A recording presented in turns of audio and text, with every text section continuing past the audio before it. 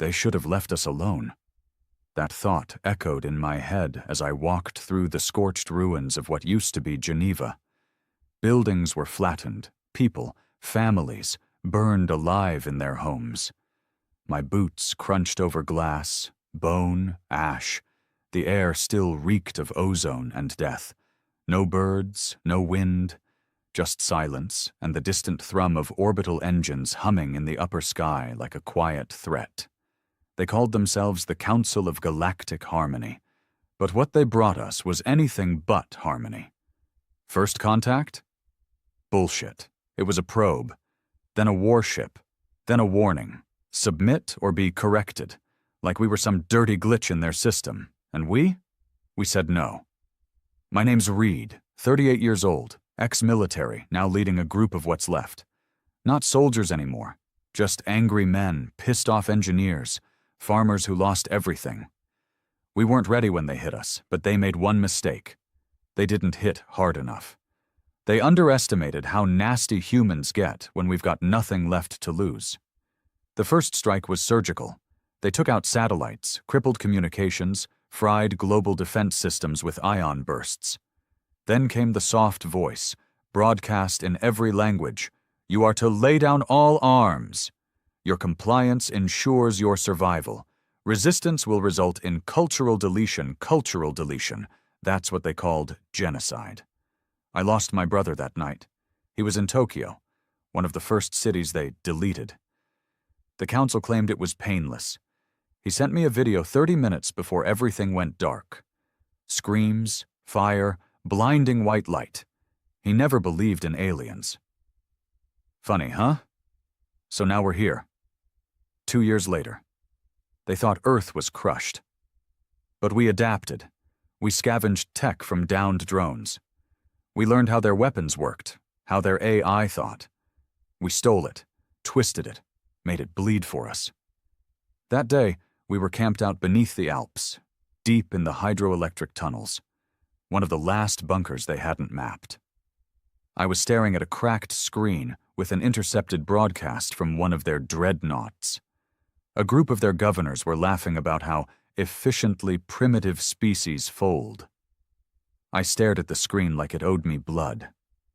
That's when Rivas, our tech guy, ran in.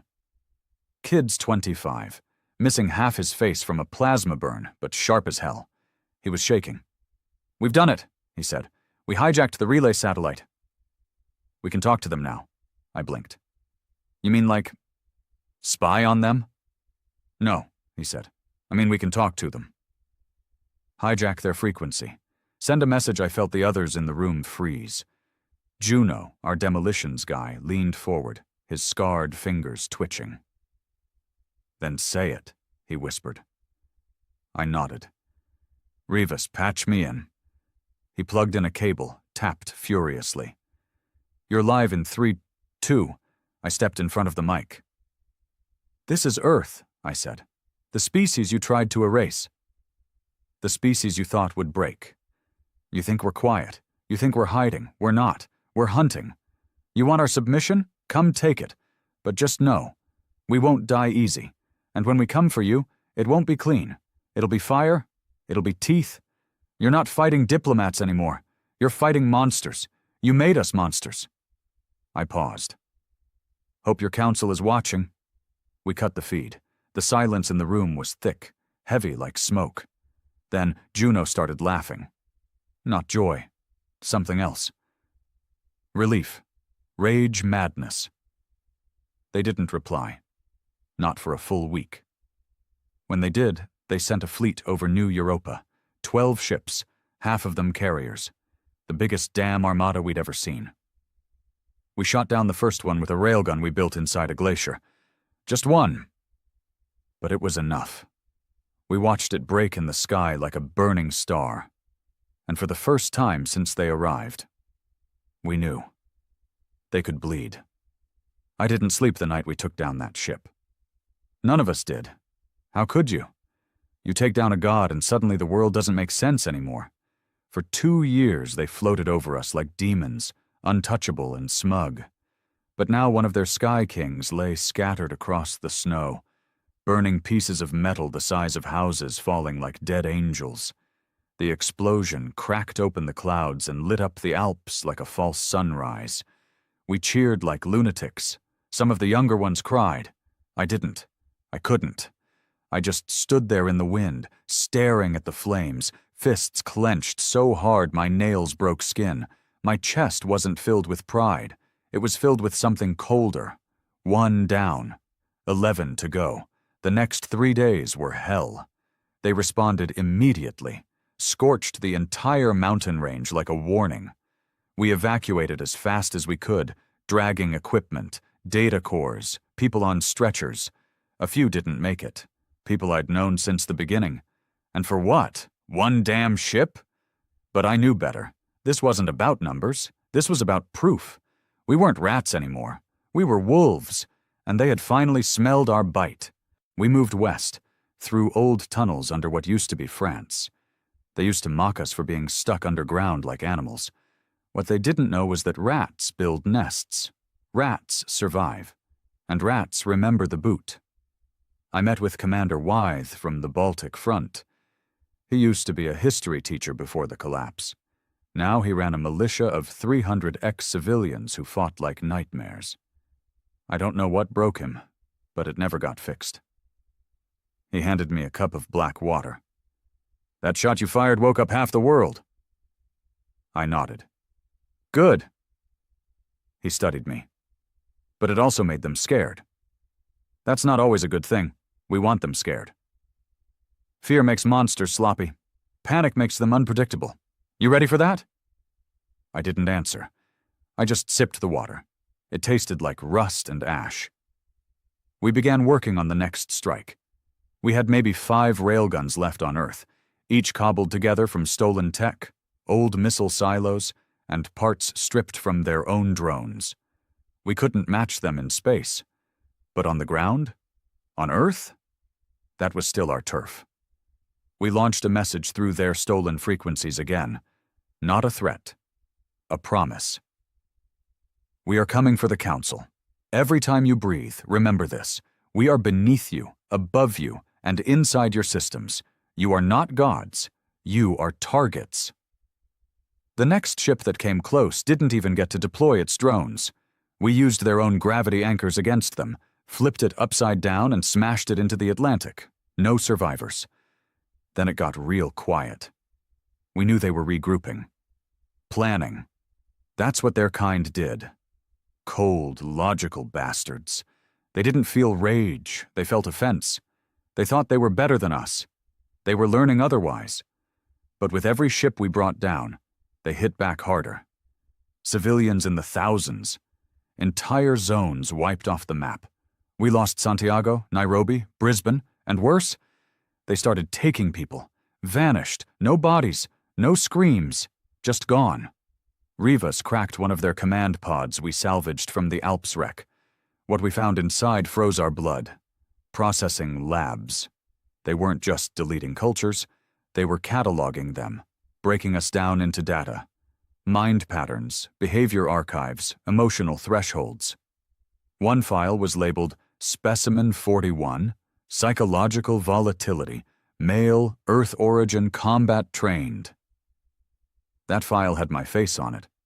I stared at the footage of me from months ago, dragging a wounded man through a collapsing train tunnel, blood everywhere, my eyes wide and wild.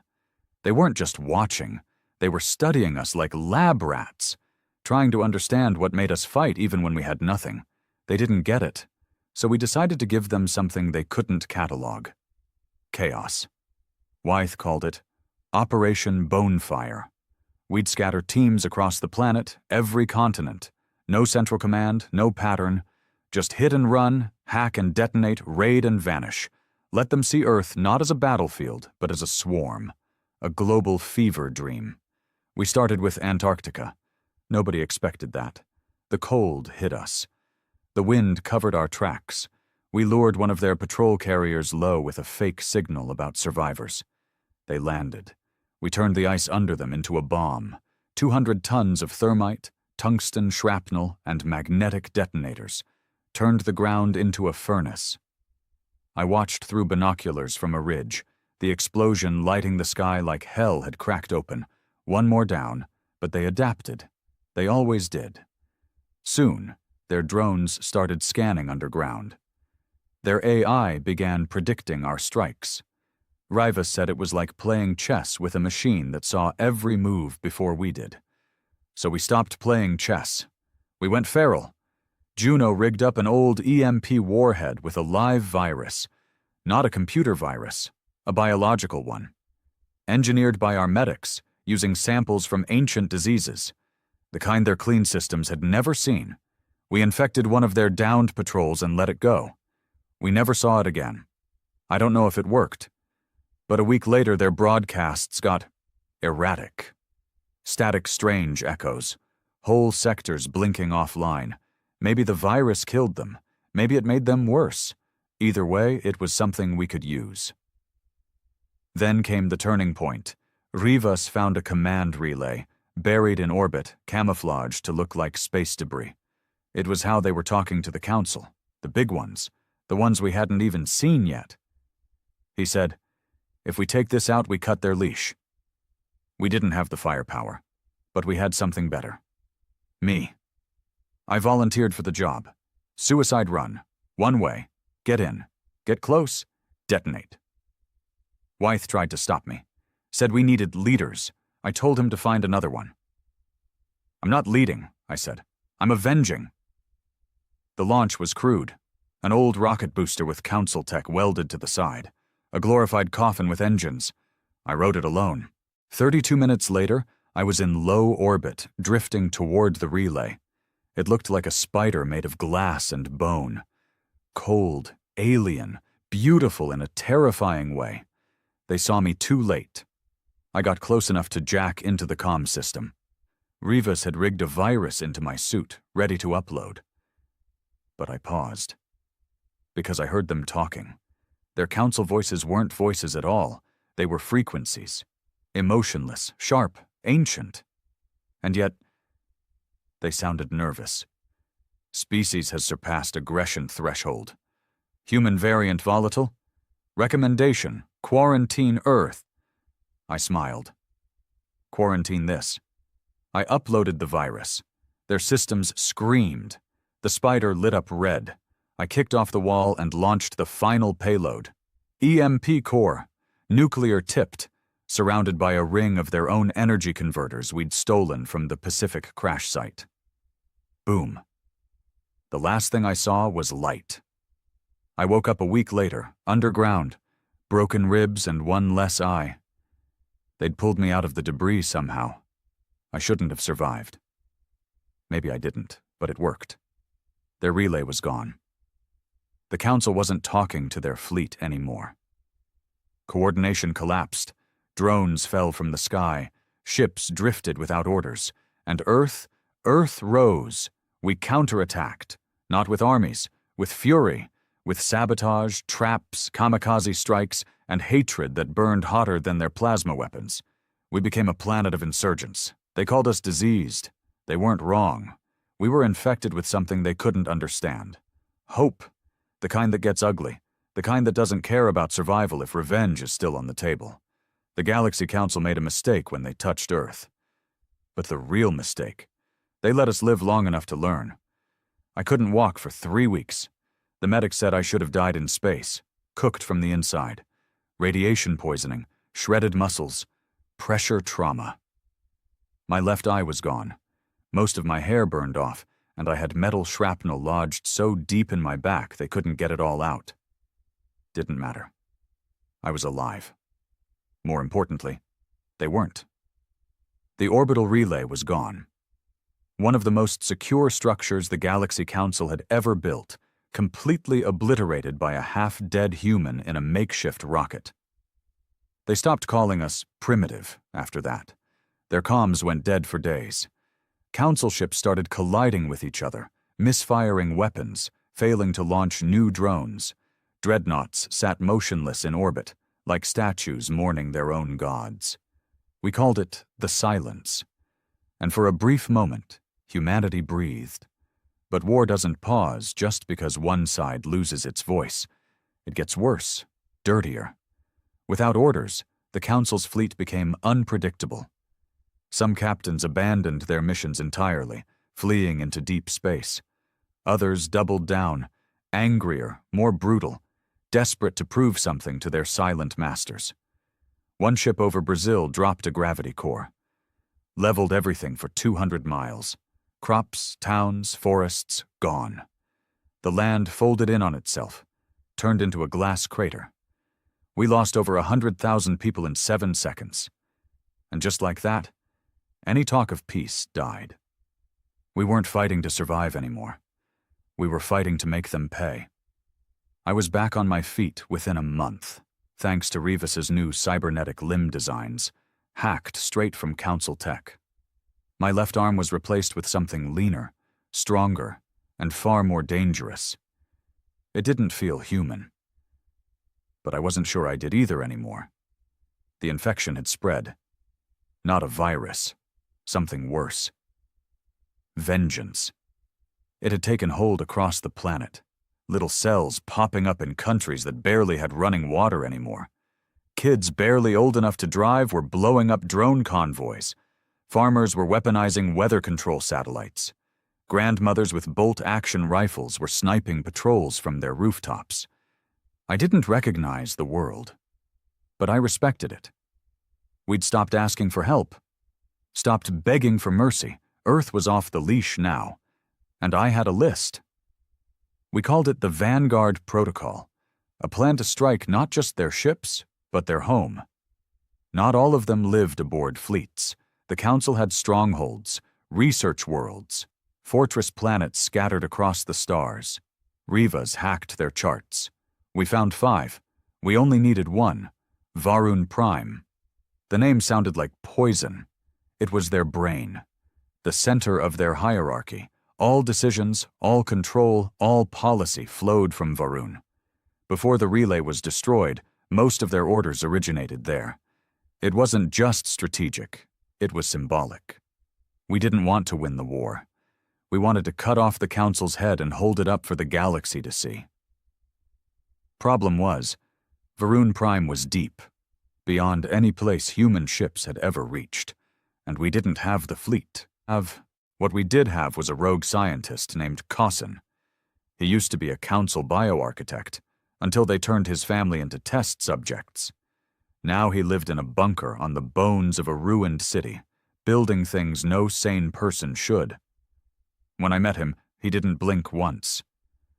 "I can get you to Varun," he said, "but you won't come back." "Good," I replied. He smiled, all teeth. "You'll need something special." Cossin's project was called the Wraith, a ship the size of a fighter, black as the void, silent as a corpse. Powered by a stolen dark matter core and wrapped in cloaking tech so advanced it gave Council scanners seizures. It was a coffin with wings. And it was ours. I took 3 volunteers, just 3. No big crew, no backup. This wasn't a warship. It was a dagger. We didn't need an army. We just needed to get inside. Juno came with me. Of course he did. The man had more scars than skin, but he was loyal. He didn't ask questions, just packed explosives like it was a family reunion. The third was a woman named Wren. Quiet, dead-eyed, used to be a linguist before the war. Now she translated alien screams. She didn't flinch when I told her the mission was suicide. "I died the day they erased my daughter," she said. "Everything since has been noise. We launched from the dark side of the moon. No fanfare, no countdown. Just a silent drift into the black, hearts full of ghosts." The journey took 6 days. Varun Prime wasn't like Earth. It was perfect, artificial, controlled. No atmosphere, just domed cities linked by veins of light, orbiting a cold, dead star. From orbit, it looked beautiful, like something divine. But underneath? Underneath was the engine that powered their arrogance, the labs, the cloning halls, the species tanks, the entire illusion of superiority. We slipped past their orbital defense grid thanks to Cossin's tech. They never saw us coming. We landed on a maintenance ring, No guards. Why would they guard it? Nobody had ever reached Varun before. Ren cracked their doors in minutes. Juno laid traps behind us, just in case. The halls were white, too clean, too quiet, like walking through a church made of bone. Their systems pulsed gently, like the building itself was alive. Then we reached the central archive. That's when I saw it. A room full of us. Not people, replicas, holograms of every human who'd ever fought back. Me, Juno, Rivas, even kids who'd thrown rocks at drones. They had files on our fears, pain thresholds, trauma histories, everything. They think if they understand us, Ren whispered, they can control us. She turned and began planting charges without another word. But I couldn't stop looking at my own file. It wasn't just facts, it was judgment. Subject displays obsessive revenge behaviors, unpredictable, lethal, recommendation immediate deletion upon capture. My lip curled. Too late. We planted the last of the bombs near the core. Juno stayed behind to guard the exit. I'm not coming with you, he said. I want to see this place burn up close. I nodded. Save one for yourself, he grinned. Won't need it. I plan on choking at least one of them with my bare hands before I go. We made it back to the Wraith just as alarms began blaring. Too late. Ren detonated the charges. The core went first, an explosion so bright it cracked the horizon. One by one their cities erupted. Domes shattered, towers fell, their sky lit up with fire. We left orbit as their world screamed. No council, no coordination, no mercy. Varun Prime was dead. The broadcast went out 12 hours later. We hijacked their final backup channel, showed them the footage, let the galaxy watch as the council's stronghold turned to ash. Ren didn't say much. She just stared at the stars and whispered something in a language I didn't know. I sat there, staring into the dark. For the first time in years, I felt something close to peace. But it didn't last. Nothing ever does. When we returned to Earth, there wasn't a single cheer. Not because they didn't care, but because they didn't have the energy left to clap. We'd won something big. Maybe the biggest blow in human history. We took out Varun Prime. We shattered the heart of the Council's order. Every strategist, every scientist, every little pale god who ever pulled the strings had been turned to ash. But Earth was bleeding. We'd carved our victory from the last breath of millions. I stepped off the Wraith with half my ribs still cracked, walking like a ghost. Ren limped beside me, one arm in a sling, her face half covered in burns. Juno. He didn't make it back. His last message was static and breathing. He stayed to light the match. Rivas met us outside the bunker near the Black Sea. He'd lost weight, hadn't shaved in weeks. His eyes had that sunken look, like he'd seen something he didn't want to understand. "Where's Juno?" he asked. I didn't answer. He nodded like he already knew. "We got your feed." All of it. The whole planet saw it. I thought there would be satisfaction in that. There wasn't. Instead, I asked the one question I didn't want the answer to. What did they do after? Rivas hesitated. Then, they stopped fighting. My jaw tensed. Stopped. No new raids, no orbital strikes. The remaining fleets just left. Not all of them, but most. Some even turned on each other. We think the Council kept them loyal through psychic control relays. With Varun gone, those links snapped.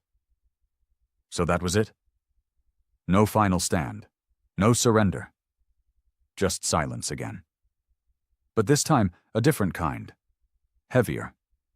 The war wasn't over, not really. Pockets of Council remnants still haunted the skies.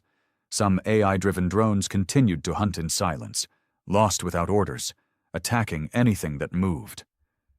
But the war had flipped. They were the ones hiding now. And Earth? Earth had changed. We weren't just a planet anymore. We were something else, something sharp, something feral. The world governments were gone. burned up in the first strikes. What rose in their place were coalitions, survival networks, localized warlords with clean intentions or bloody ones. Some called for peace, some wanted to rebuild. But the loudest voices? They wanted vengeance. A new faction formed. They called themselves the Ember Chain. Veterans, scientists, pilots, engineers, anyone with rage in their veins and a taste for blood. Their goal wasn't defense anymore. It was expansion. Take the tech, take the ships, take the fight to whatever was left of the Council and erase it. I didn't like them. Too organized, too hungry. But I couldn't argue with the motive. I'd started this fire, and now it was spreading without me. I was pulled back in when they found the cradle. That's what they called it, though hell was more accurate. It was buried beneath the ruins of Santiago, a secret council facility, cloaked so deep we hadn't seen it during the early strikes. Someone stumbled across it after an earthquake shifted the earth. A team went in. Only one came back. She was blind, skin peeling, couldn't speak properly. Rivas called me in personally, said I needed to see it. We dropped in through a fractured tunnel, 4 miles deep. What we found didn't belong to any galaxy I knew. It wasn't a lab. It was a nursery. Pods, hundreds of them. Glass chambers filled with fluid. Inside, hybrids, human council crosses. Some small, some fully grown, some still twitching. Monstrosities. Half flesh, half tech. Faces that looked almost like ours, until you looked into their eyes and saw nothing. They were trying to make us better, Ren said, her voice cold. Or make something new. Why? I asked, though I already knew. Because they're afraid. She pointed to the far wall, where council script flickered in red light. Rivas translated it. Genetic instability escalating. Human subjects incompatible with control implants. Instinctual rejection, hostile reflexes. Result? Failure. Recommendation: sterilization or selective extinction. They couldn't copy us. They couldn't bend us, so they tried to rebuild us from the inside out. Make a version of humanity they could tame, obedient, neutered, plastic. And when it didn't work, they buried it. This wasn't a war about resources. This was a war against what we are. We destroyed the cradle, burned every chamber, no debates, no hesitation. Ren stayed to press the detonator herself. They tried to make a daughter I couldn't recognize, she said. Now they can bury her for good. Word spread fast. The Ember Chain used the cradle as propaganda, said it was proof the Council would never stop. That piece was just a longer leash. More people joined. More fleets rose. Soon, Earth wasn't fighting for survival anymore. We were recruiting. Stations were built in orbit. Human-controlled now. Council tech, but wired with our chaos. Our flaws, our rage. They worked better that way, somehow. Rivas said it was like the machines were scared of us now. Their systems adapted quicker when we used emotional decision-making instead of logic. Fear was now a weapon, and we wielded it well. I got offers to lead, to command fleets, to take a throne in the War Council of the Ember Chain. I turned them all down. I didn't want to lead anymore. I wanted to hunt. I joined a deep space strike team operating off the grid. No names, no politics, just targets. Every few weeks we'd intercept a ghost ship. Council AI, drifting. No crew. Sometimes filled with corpses, sometimes still killing. We never left survivors. Sometimes we'd find planets with remnants of their science stations, places where they ran tests on other species, not just humans. We weren't the first. We weren't the worst. But we were the only ones who bit back. We'd free what we could, bury what we couldn't, and burn the rest. But every mission dug the hole deeper. I started dreaming in static, seeing Juno in the flames. Ren whispering numbers I couldn't understand. My own face staring at me from council monitors, bleeding from the eyes, repeating, "You are not done." Maybe I wasn't. Maybe I'd never be. Then came the signal. An old beacon. Pre-war frequency. Earth origin. Buried inside was one line of text. They're not running. Their waiting Rivas found it first, said it came from the edge of council space, near a black hole labeled Eidolon Thresh in their charts. We didn't know what it meant, but I did. It meant the war wasn't over. Not really. They weren't beaten. They were retreating, luring us into chasing them across the stars, into their last stronghold, where they could study us again. Prepare. This time, not to enslave us, but to stop us from spreading, because they knew what Earth had become. Not a survivor, not a victim, a contagion. We weren't the broken species anymore. We were the example of what happens when you push too far. So now we chase them. Not for justice, not even for revenge anymore, but because they left us no place to go back to, and if we stop, we rot.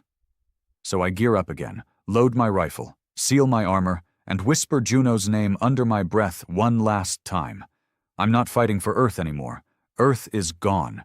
I'm fighting for what comes after. You ever stare into something so black, it feels like it's staring back? That was Eidolon Thresh, a void on every council star chart.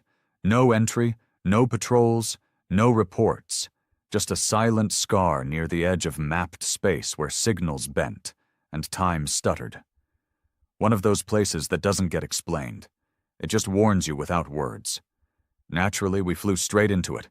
We didn't bring a fleet, we brought a blade. Strike Team 9, me, Ren, and 2 others I didn't know yet. Emberchain called us cutters, disposable tools for impossible missions. No names, no records. If we came back changed. If we didn't, they just sent another group. I didn't ask for names this time. Names meant grieving. The ship was called The Last Sigh. Appropriately depressing. Small, silent, loaded with sensory scramblers and council cloaking tech, so refined it made even Rivas nervous. They'd hacked this from a dreadnought we brought down in orbit over Europa. The ship didn't hum. It whispered. The trip took 4 days. Time bent out there. Sometimes the clocks reversed, other times they just stopped. Our minds itched constantly, like space itself was pressing down on us. I could feel blood moving behind my eyes, could feel memories leaking. Ren didn't speak the entire time, just stared out the viewport with a hand on her sidearm like she was waiting for the stars to lie. When we reached the coordinates, we found nothing. And then we saw it.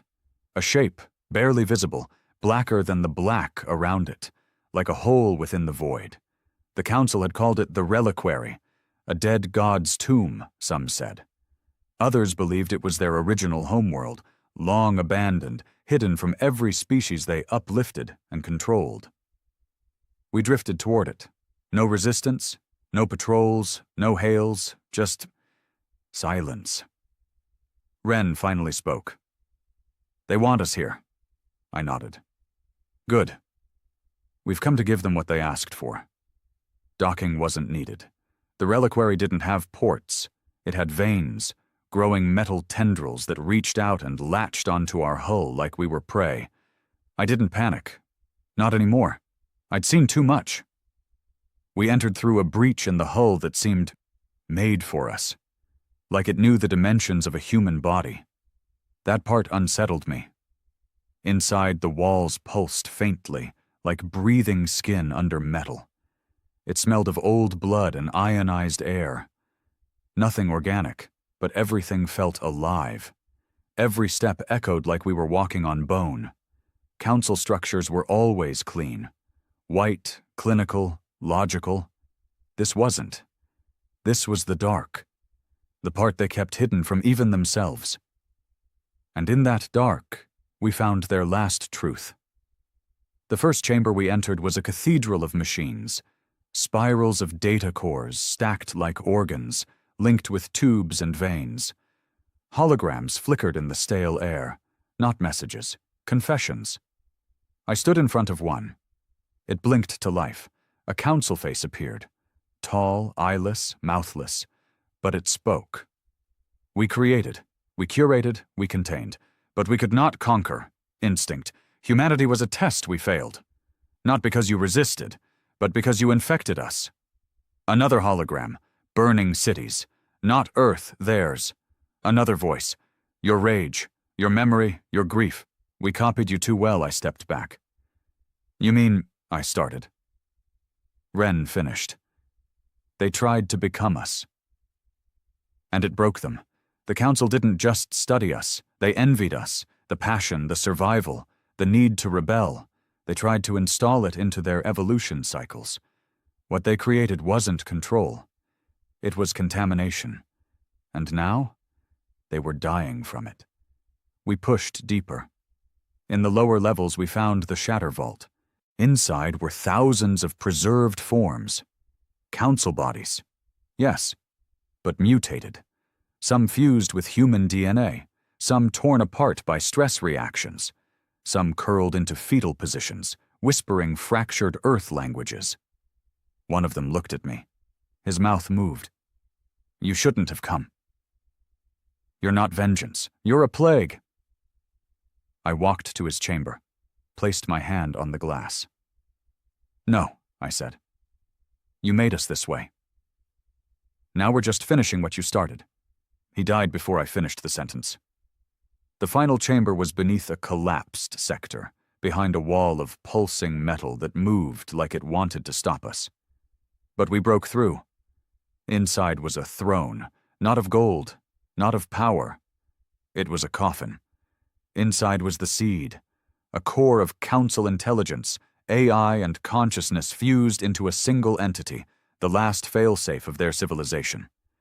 It woke when we entered, and it spoke like me. Read! I froze, my blood iced over. You're the end of the story. You are the weapon we failed to bury. I raised my weapon. Then die knowing you built me. But the seed didn't resist.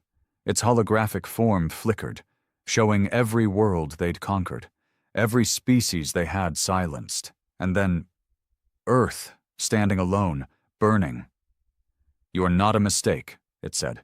You are proof that evolution is war. I fired. Not because I needed to, but because I wanted to. The core melted, the reliquary shook, walls collapsed, sirens howled in languages older than ours. We ran. The seed's death triggered a chain reaction. Every AI node fried, every containment field broke. The place began to implode. Ren didn't make it. She stayed to hold back a wave of mechanical drones that activated in the final purge. I heard her scream. But she never begged. She went down like a goddamn warrior. We made it to the ship, just barely. The last Psi took off under manual thrust, scraping against the metal limbs of the dying station.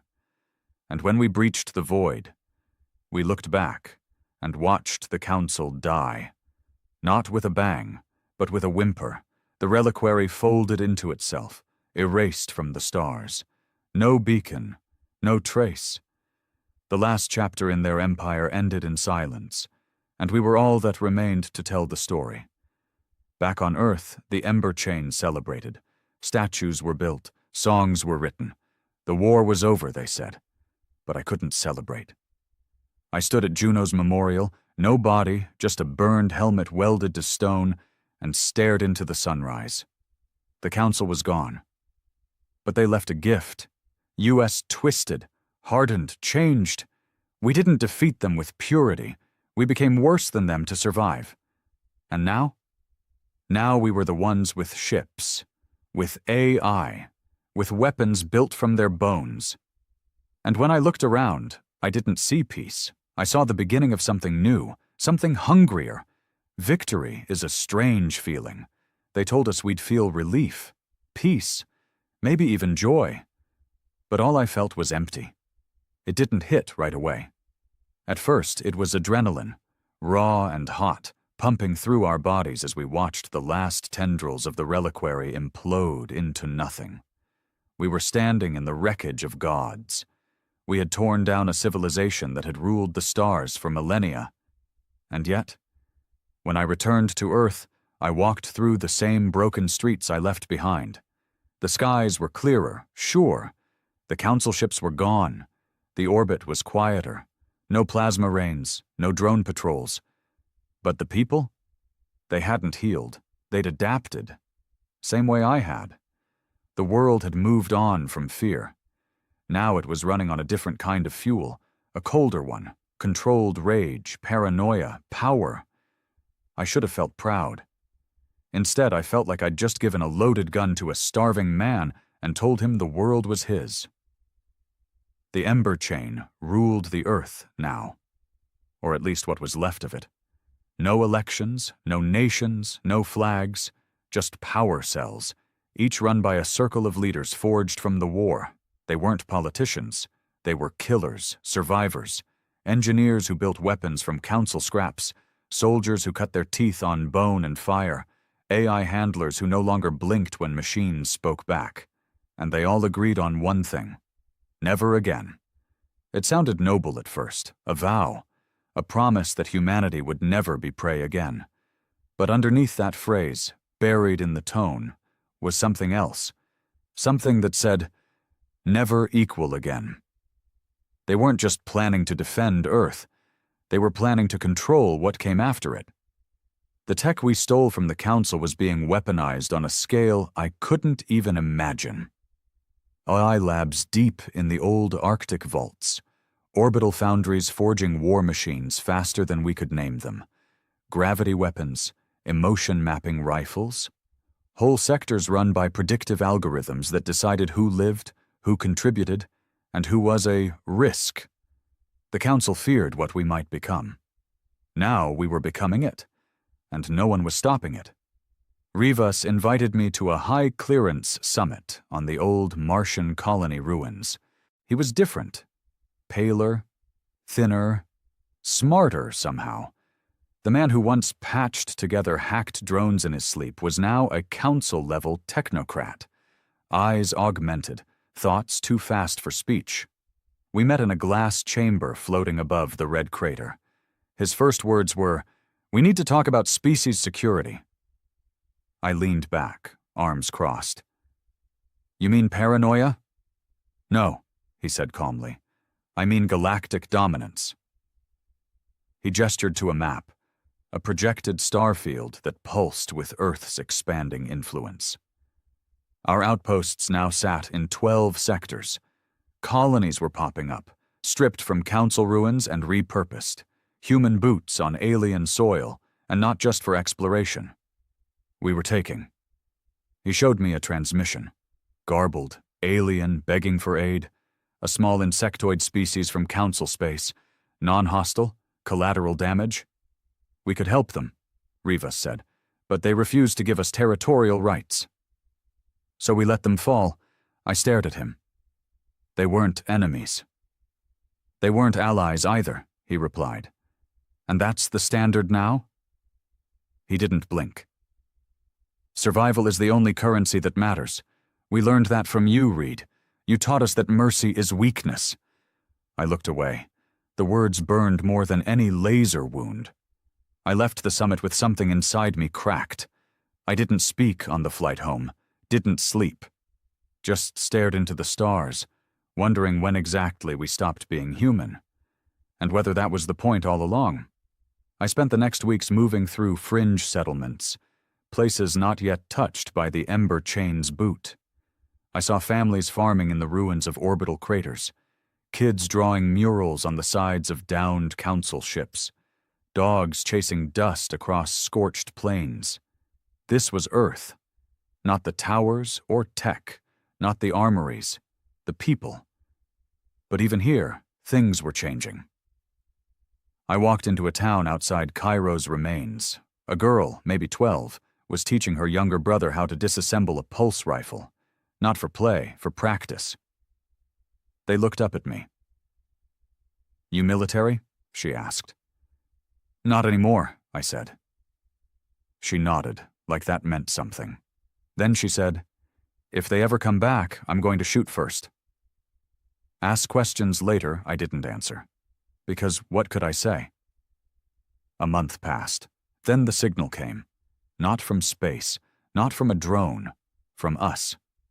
A team deep in Ember Chain Command had been working on reverse engineering the Council's neural propagation core, the same tech they used to manage entire species through suggestion, subliminal code, and emotion-triggered manipulation. They cracked it, and they used it, on a city, without permission. The result? A district of 200,000 people suddenly working in perfect unison. No conflict, no hesitation, no crimes, no emotion. Rivas called it a success. He called it the prototype for peace. I called it slavery. They weren't people anymore. They were simulations in skin. I stormed into the facility where it happened, tore through layers of synthetic guards, punched a man so hard he swallowed a tooth trying to stop me. Then I found the control room. Dozens of operators, heads jacked into data ports, faces blank, watching lives like numbers, adjusting people like chess pieces. I shut it down, pulled the plug. All hell broke loose, but at least the people woke up. Some screamed, some cried, a few collapsed. The human mind wasn't built for forced obedience, especially not the way they used it. The Ember Chain sent a warning. I didn't care. Let them. They forgot who I was. Later that week, I went to Juno's memorial again. Still just the helmet, still just the stone, and I talked to him, like I always did when I couldn't sleep. "Brother," I said, I think we became the thing we killed. Maybe worse, at least the Council had an excuse. They were scared of chaos. But us, we chose it. We picked this path, and we're walking it like it's holy. The wind didn't answer. But something shifted in me. Maybe it was guilt, maybe clarity, or maybe just the part of me that never really came back from the reliquary. I left Earth the next day, not with a team, not with a mission, just me, a ship, and a direction, away from the flags, the speeches, the numbers pretending to be people. I didn't know where I was going. I just knew I had to go, because war doesn't end when the enemy dies. It ends when the fire in your blood finally cools. And mine? Still burned like it did on day one. Space feels different when you're running from your own kind. The silence isn't the same.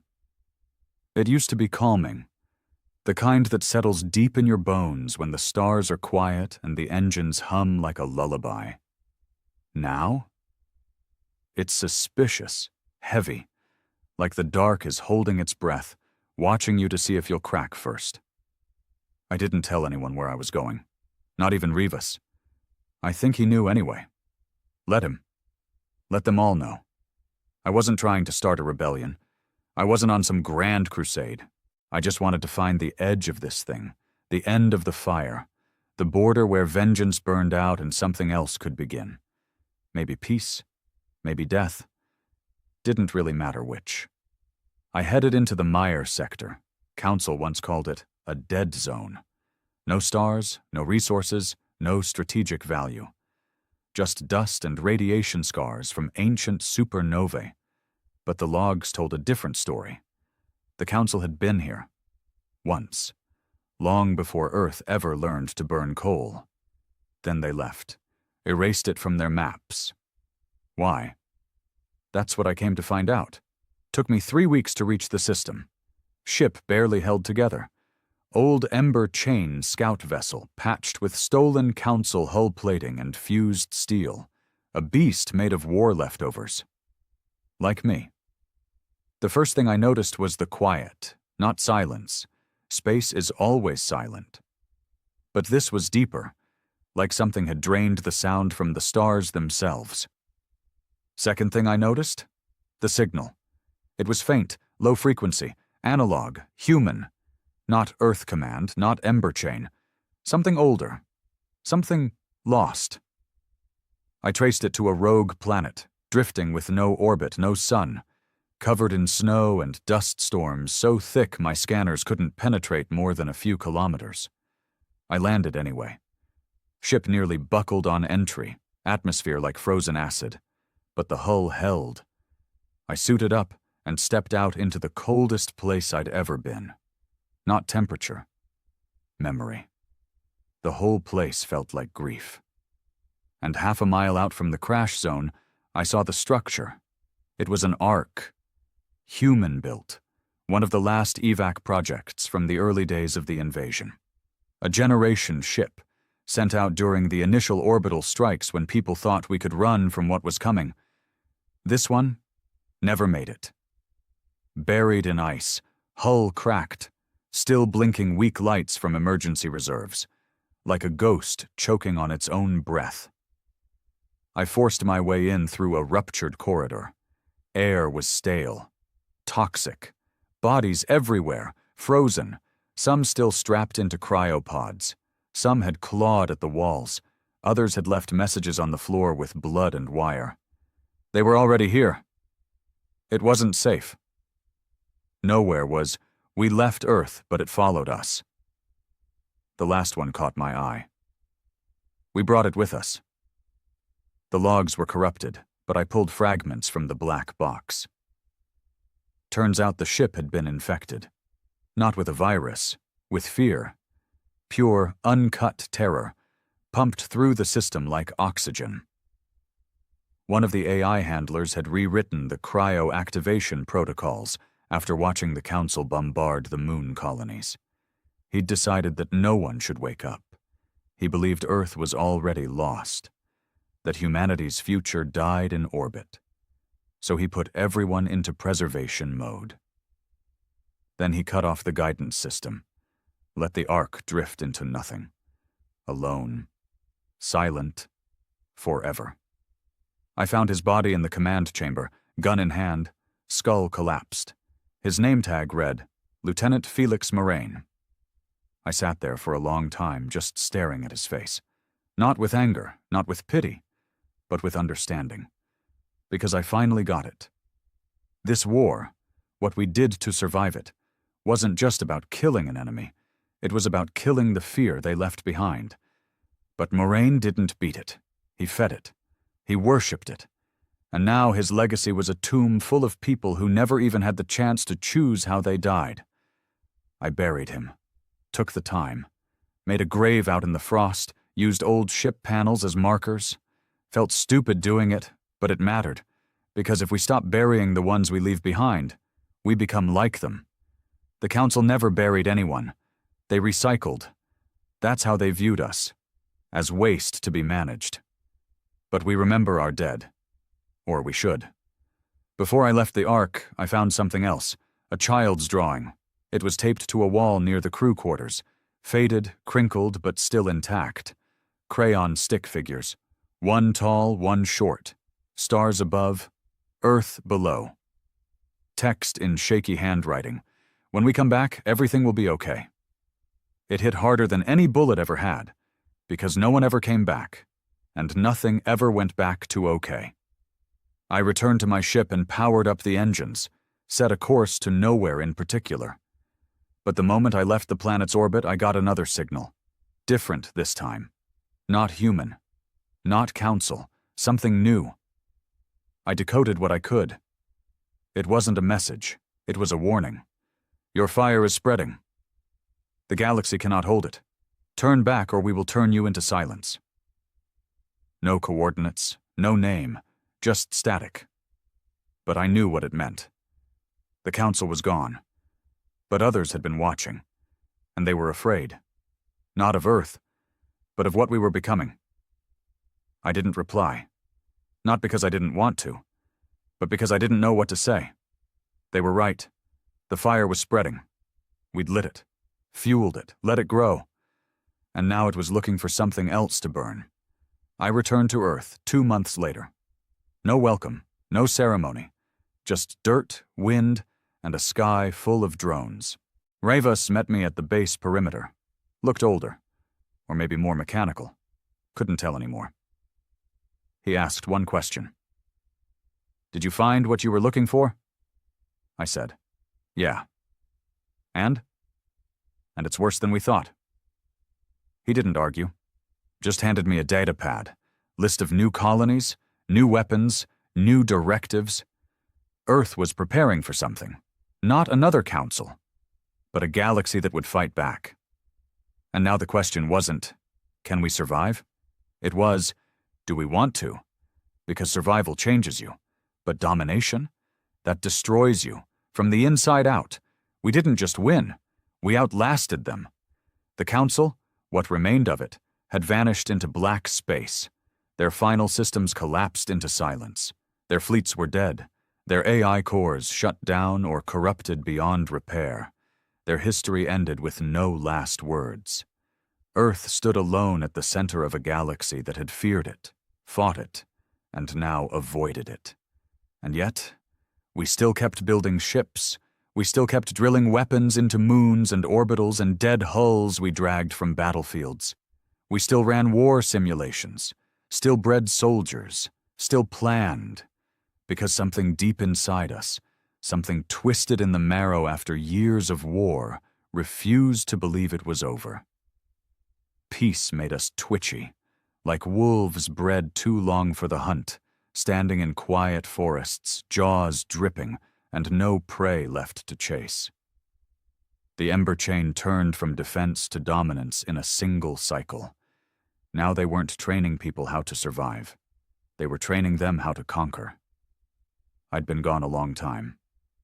The man I was when I left, the soldier, the leader, the fury on two legs, was dead somewhere in space, maybe back on that frozen ark, maybe inside the fireball that swallowed the reliquary. The version that came back?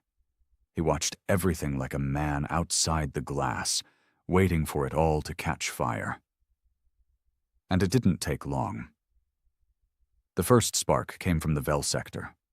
A small aquatic species, non-aggressive, still recovering from council occupation, sent a message to Earth asking for help defending their waters from rogue pirates. Simple request. You'd think we'd send food, medicine, security. Instead, the Ember Chain sent harvesters. They didn't ask for permission. They took ocean samples, flooded data vaults, and acquired 25 of the species' top mines for strategic cultural indexing. They called it integration. I called it a takeover wrapped in a smile. The second spark came from the Eris Divide, where a human settlement, independent from Ember Chain control, refused to hand over their council relics for research. They weren't hostile, just cautious. They were erased within 6 hours. No trial, no negotiation, no survivors. Rivas told me it was for the good of the species. Loose elements breed fragmentation, he said, and fragmentation breeds weakness. We're past the days of weakness, Reed. But I saw the footage. I saw children running. I saw them drop. I saw people who looked just like me, who'd fought beside me, wiped out by drones running software I helped build. And something inside me, something I didn't even know I still had, snapped. I didn't announce what I was going to do, I just did it.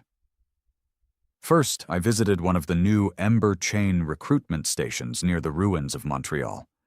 They were indoctrinating orphans, kids who lost everything, being pumped full of lessons on strength, loyalty, obedience. I took the station offline, silently. No explosions, no blood. Just turned the power off, wiped the local memory cores, and walked away. Next, I hit a convoy carrying repurposed Council AI matrices to a processing facility in orbit. These weren't weapons. They were memories, languages, songs, species lost to war. They were going to wipe them, replace them with Earth-centric subroutines. I dumped them into the open net, let the galaxy see what we were scrubbing. By the time the Ember Chain caught on, I was already underground, off-grid, in the shadows of the old resistance tunnels we used to call home. Funny how the rebels became the regime. And the ghosts became the last line of humanity. They sent someone to find me. Didn't send drones or soldiers. They sent her. Ren. I didn't believe it at first. She was supposed to be dead, back in the reliquary, holding the line so we could escape. But there she stood. Alive, changed. Scarred deeper, colder. Her left eye replaced with council tech, her voice a little more metallic around the edges. "You left me," she said. "I thought you were gone." You thought wrong." She didn't say anything else for a while.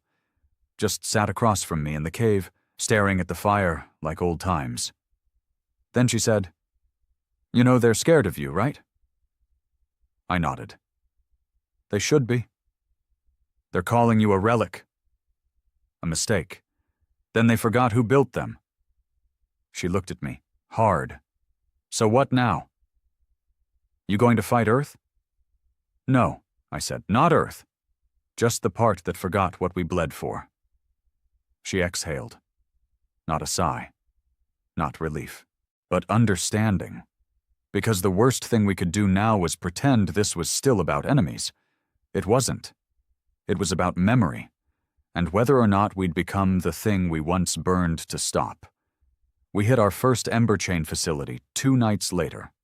Outpost Theta 3, deep in the crust of Mars, processing empathy suppression algorithms for advanced combat units. They were trying to breed soldiers without guilt. We emptied the vaults, scrubbed the research, extracted the technicians and let them run. Didn't kill a soul, didn't need to. We just cut off their future. Strike after strike followed. Quiet, surgical, clean. People started whispering about a new movement. Some called it the Ash Line. Some called it Remnants. Some just called it Reed. Didn't matter. What mattered was that someone was pushing back. Someone remembered. I confronted Rivas on the orbital ring 2 months later. We stood where it all began. Above the Earth, above the ruins, above the graves. "I thought you were dead," he said. "I was," I replied. "Now I'm just awake." He stared at me, that same calculating look he always had, but softer now, like part of him was tired. "You're tearing apart the structure we built. You're warping it into something we never wanted. We want peace." "No," I said. "You want control." He shook his head. "The galaxy won't survive chaos, Reed." And I stepped close, real close. "Then it shouldn't survive us." "Not like this." The Ember Chain didn't fall, not all of it, but it fractured. New voices rose, old ones faded. The fire dimmed just enough for something else to live beside it. Not peace, not yet. But maybe remorse, maybe memory. We started rebuilding, not in our image, but in truth. We let other species speak, let other flags fly, let people choose again, because survival isn't worth anything if you erase what it means to be alive. I returned to Juno's helmet one last time, sat in the grass, looked up at the stars, and said, "It's done." Not because the war was over, but because the part of me that needed to burn the galaxy to feel human again finally went quiet.